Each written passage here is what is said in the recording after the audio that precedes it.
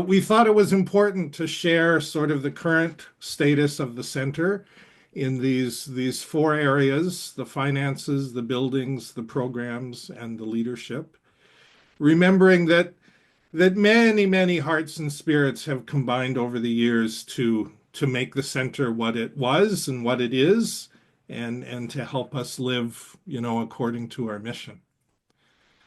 Um, and before I get into it, just to remind everyone that the priority, I think, for ourselves and the United Church of Canada and Women of the First Light is rematriation of the Tatamagouche Center lands to Indigenous stewardship. And I think we all the partners, have shared values that this is a really important, a really special place of learning and gathering and healing for those working towards a just and loving world. And when we talk about, values of wholeness, that's both personal and collective and inclusion and right relationships and ecological responsibility. And we're really quite excited about this rematriation process and the commitment that Women of the First Light to have to healing and empowering women and men based on traditional ways. And those ways include values like love and the need for connection and sense of belonging and empowerment of women and men of all ages. So that's sort of a priority of how we want to move forward in a right way. But also to remind ourselves, of the practical aspects of this rematriation journey. Ulnaweg we take as an example. This is the group that is now running the what used to be the Windhorse Farm outside Halifax. And they had to shut down the buildings for a couple of years and raise a couple $1 million to update those buildings so they could qualify for new insurance before they could move forward. And Tatamagouche is a bigger piece of land and has more buildings, so we need to keep that in the back of our mind. There needs to be a clear strategic plan to entice funders, but even so, it's rare that that funding covers, overhead costs, so we have to keep that in mind. And presently, with the seven buildings at the Tatamagouche Center, it's like 140, over $140,000 a year to keep the buildings operating and doing the basic maintenance. And that kind of dictates a turnover of about $800,000 a year and the staff complement we have now. So anyone that wants to operate the center with the same buildings in the future is probably going to need that same kind of a basic budget to move forward. Um, so when we move into some more of the details, we're asking ourselves as a board in terms of the finances, do we want to kind of limp along, just kind of trying to balance the budget at the end of each year, or do we want to move towards a place that has a more robust vitality? And the group I was in a few minutes ago were comparing, the last financial crisis I was in was this many years ago, and the other person said their financial crisis was even before that. And it's unfortunate, but amazing how much the center has done over the years. But the last few years, many of them, there's been a loss of 30 to $60,000. The board has tapped into the reserves, and those reserves are now exhausted. So that's a big issue. 2025 was a good financial year in terms of hosting, particularly, even though some programming was down. And there was a operating surplus of about $30,000. But overall, it was still just breaking even. So the estimates that we've made are is that there's $200,000 of unencumbered revenue needed annually to keep the buildings functioning and have an executive director. And we haven't yet found a place where we're going to get that 200,000 regularly. It's a time of economic uncertainty. Funding seems to be more and more competitive. But there's an opportunity, certainly with Women of the First Light, that there could be a generation of new funding and different opportunities in the future. So there's definitely hope in that. Um, but also to recognize the traditional donor base of the Tatamagouche Center is probably coming to the end of their giving life cycle. Um, so we need to look at some alternatives. I'm not going to go into the details, but just on an annual basis, we're looking at revenues of about $850,000. But one of the issues we're experiencing is donations and grants are down. And even when we get special project grants, they're asking for matching monies.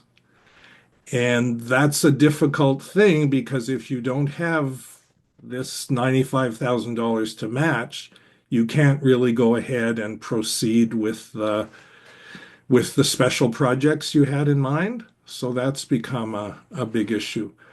Our expenses are less than that, 850,000, but there's not a lot of margins there to do the matching of the special projects or do the bigger maintenance that's needed on the buildings or start new programs are, everything is so tight.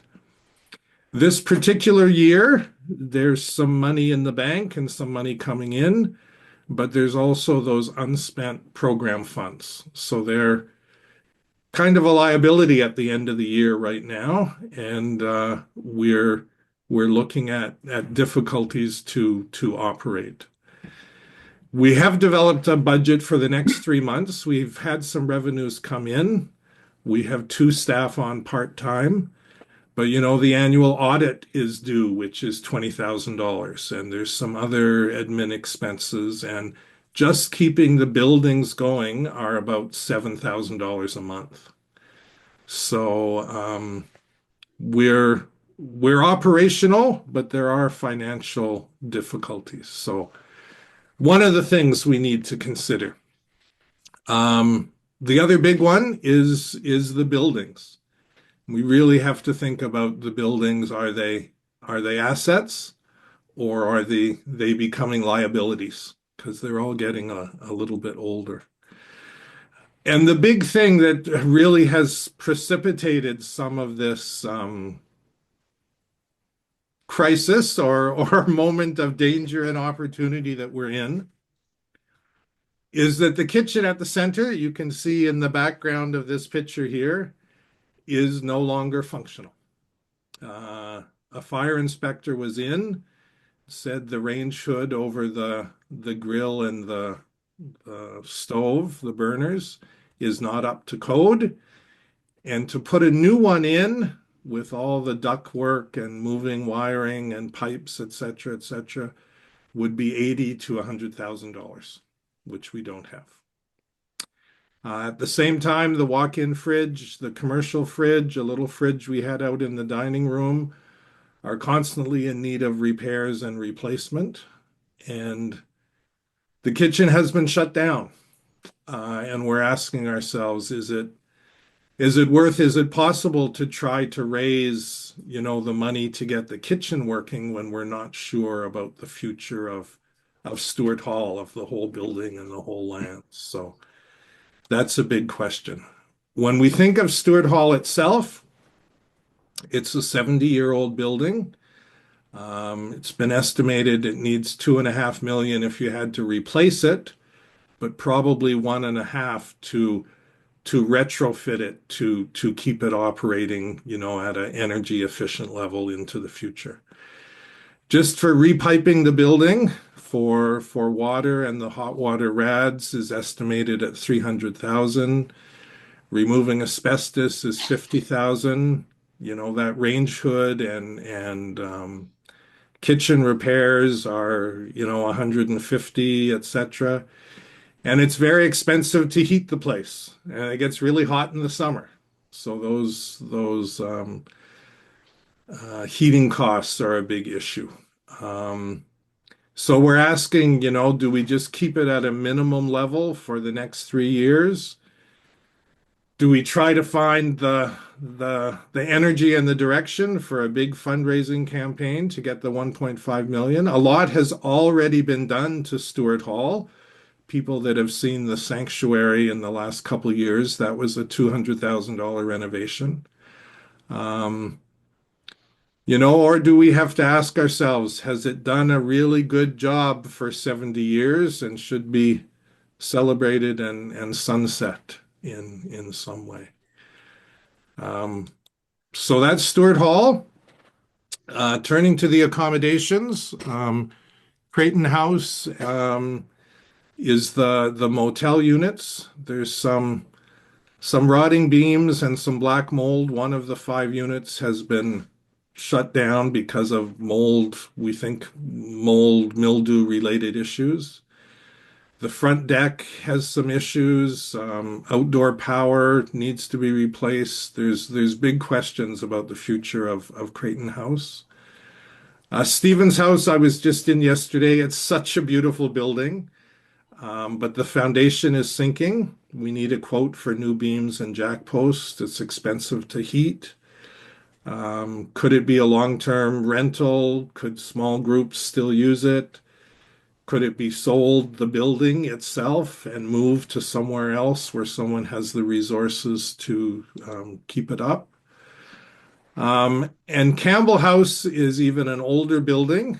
Most people, I think, have had some special moments in Campbell House over the years. It's in pretty good condition, but again, $15,000 to heat it a year.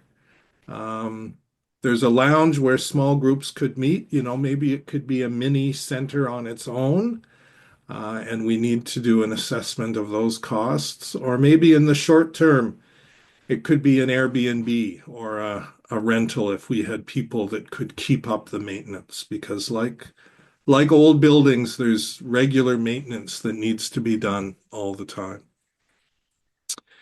Sasquatch Eastern Thunder Lodge is probably in the best condition of the 7 buildings. It has a new roof, electric heat, which is getting more and more expensive. People probably remember there's a nice lounge there and a fireplace, a very small kitchen. So again, how can we continue using it? Women of First Light, how do they see themselves using it in the future? And we'd like to keep that going. And then people may or may not be aware, Andrews House and Reed House both have long-term tenants. Andrews, a person who's helping out with the grounds maintenance and has for a few years, and Reed House, someone who's been there for many years and is helpful to many programs and involved with Women of the First Light. So we'd like to keep them as long-term tenants, but both of those buildings, particularly Reed House, also are in demand of some renovations. So the buildings, when I heard someone speak about the financial crisis in 1997, at the center, um, the buildings then would have been what, 30 years younger. So they're showing their age a little bit, but we love them and they've served so much. They've done so much. How can we preserve them and the spirit of them in some way? The programs, I'm not going into a lot of details here, but what's viable in rural Nova Scotia for 2026 and into the future? In the last year, we had 186 events, over 3,000 guests. Um, Peace and friendship gatherings happened, which we're really excited about. BTS had some of their meetings there. There was a gaming retreat from the Peers Alliance. Dialogue for Peaceful Change, Courage to Lead, lots of hosted programs with community friends and partners, and many, many seniors and youth events. They were free day events, so they just kind of paid a basic, amount of rental and the staff to make them happen.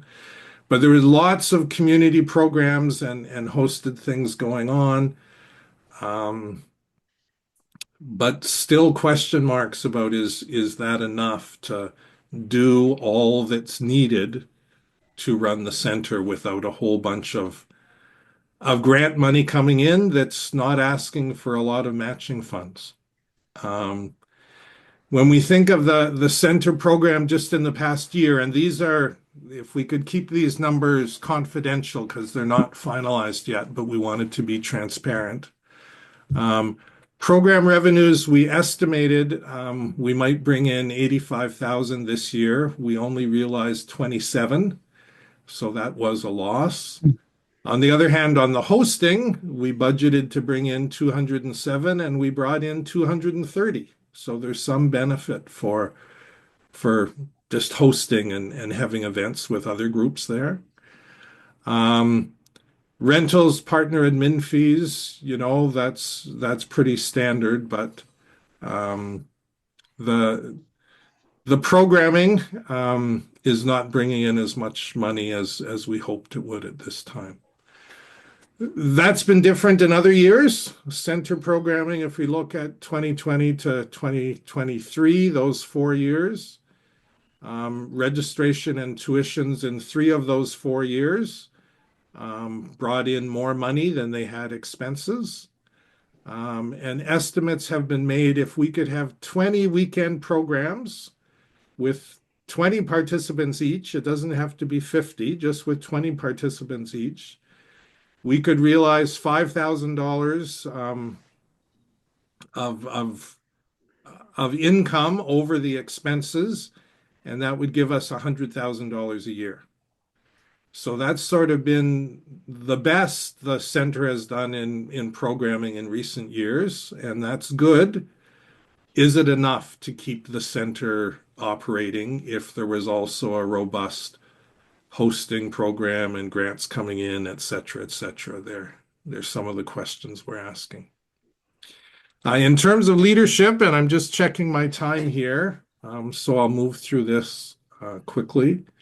The executive director resigned December 1st after a productive year, but he really challenged the board to strategically consider the future. What kind of a center do you want to be operating? And reminded us that the center relies very heavily on the role of the ED. And those of you I know in the group that have been ED before or chair of the board, you realize it does take a lot of time and energy. The center staff we have now are well trained. They make the center what it is. They're welcoming, inclusive, efficient. They're under current seasonal layoffs right now, except for 2 admin staff just on 2 days a week. But they're wondering about their future. So that's an issue to think about. Our board is small and engaged, but also some of us are getting tired from the time we've put in over the years. So we're looking at adding some new folks to the board during this difficult time, which is not always easy to do. And when we look at young people and young adults, it seems they're experiencing a lot of challenges which prevent them from fully engaging in the center's programs and as volunteer stakeholders and getting involved in other things. That just seems to be the times we're living in.